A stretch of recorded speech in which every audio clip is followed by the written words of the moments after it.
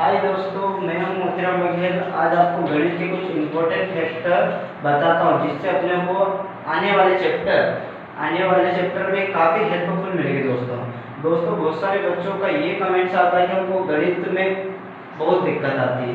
दोस्तों अगर बच्चों का स्टूडेंट का अगर बेसिक अच्छा है तो गणित में कुछ भी नहीं। दोस्तों अगर बेसिक अपना क्लियर है तो अपने को गणित के चाहे चैप्टर को पढ़ने में आसानी होती है। दोस्तों तो मैं गणित का वही बेसिक बताना चाहता हूँ दोस्तों आज। तो दोस्तों गणित में कुछ रूल्स है, कुछ फैक्ट है जो अपन पढ़ना चाहते हैं। आज पहला फैक्टर देखते हैं दोस्तों पहला फैक्ट है अपना, किसी भी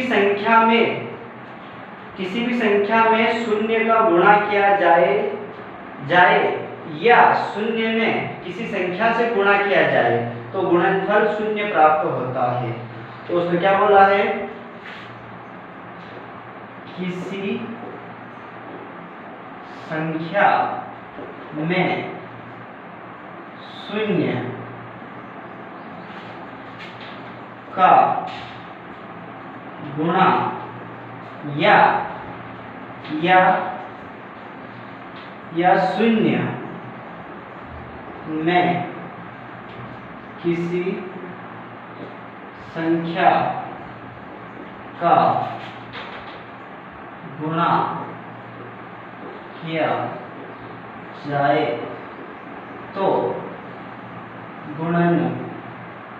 किया जाए तो गुणनफल शून्य प्राप्त होता है।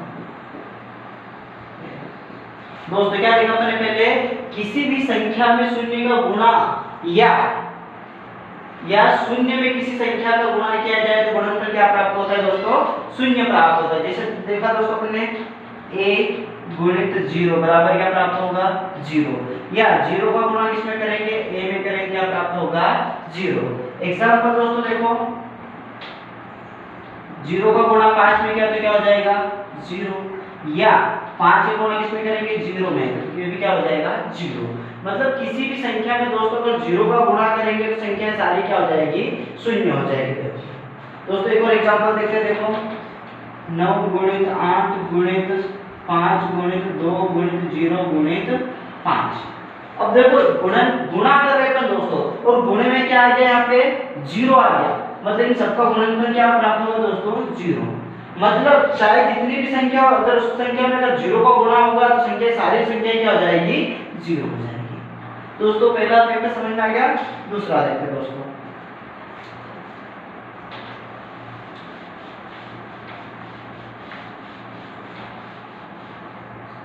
दूसरा फैक्टर देखो दोस्तों, शून्य में किसी संख्या से भाग दिया जाए तो भागफल शून्य प्राप्त होता है।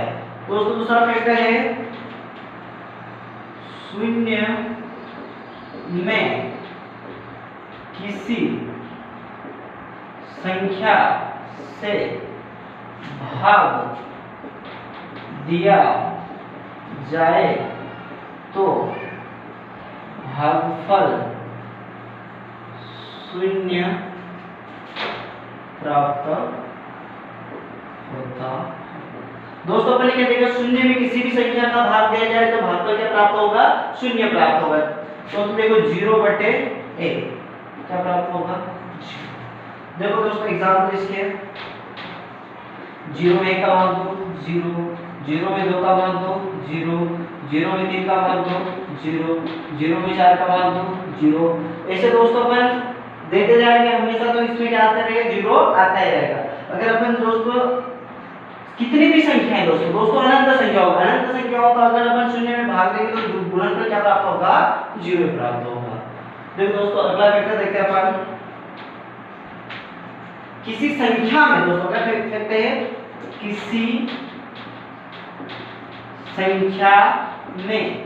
संख्या में शून्य से भाग दिया जाए तो, किसी संख्या में शून्य से भाग दिया जाए तो अनंत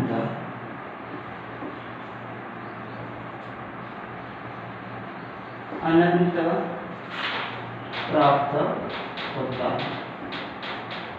दोस्तों किसी संख्या में शून्य का भाग दिया जाए तो अपने को भागफल क्या प्राप्त होगा, अनंत प्राप्त होगा। देखो दोस्तों कैसे, ये अपन शून्य शून्य अपन की संख्या, संख्या अपन मानी a a का सवाल 0 का, तो क्या प्राप्त होगा, अनंत।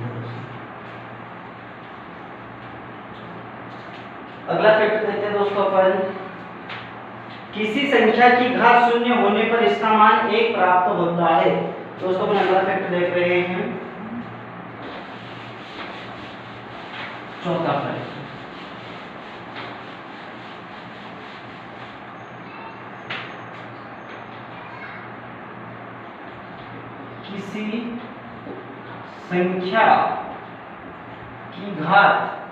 किसी संख्या की घात शून्य हो तो उसका मान 1 प्राप्त होता है। जैसे एग्जाम्पल, a की घात 0, इसका मान कितना प्राप्त होगा, a। ऐसे दोस्तों अपन देखा 17 की घात 0, मतलब उसका मान क्या प्राप्त होगा, a। 5 की घात 0, उसका मान क्या प्राप्त होगा, a। 102 की घात 0, उसका मान क्या प्राप्त होगा, a। मतलब किसी भी संख्या की घात अगर शून्य आ गई, उसका मान क्या प्राप्त होगा, 1 प्राप्त होगा दोस्तों। तो अपन ने क्या देखा, किसी संख्या की घात शून्य होने पर उसका मान क्या प्राप्त होता, 1 प्राप्त होता दोस्तों। अगला फैक्टर देखते दोस्तों, किसी संख्या में स्वयं का भाग दिया जाता है तो, किसी संख्या में स्वयं का भाग दिया जाता है तो